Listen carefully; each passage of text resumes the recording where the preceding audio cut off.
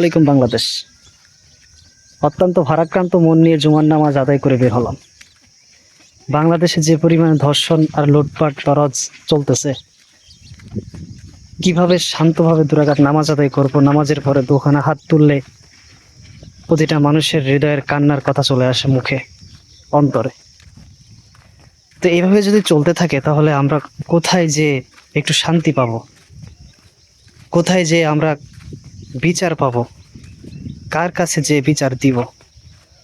মানুষ এমনভাবে নিজেদেরকে এমনভাবে তৈরি করতেছে যে কেউ কাউকে গুনে না, কেউ কাউকে মানে না।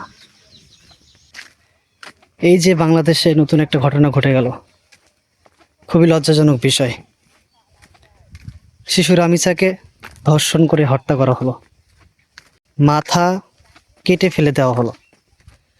তো এগুলা কি মনুষ্যত্ব?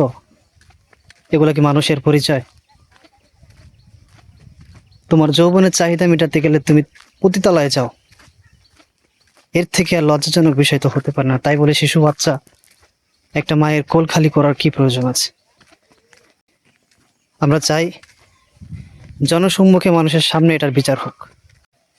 এই র্যাপিস্টকে, এই ধর্ষককে, এই হত্যাকারীকে অতি দ্রুত বিচার করে তাকে হত্যা করা হোক। আল্লাহ পাক আমাদের সকলকে বুঝার তৌফিক দান করুন। আমিন।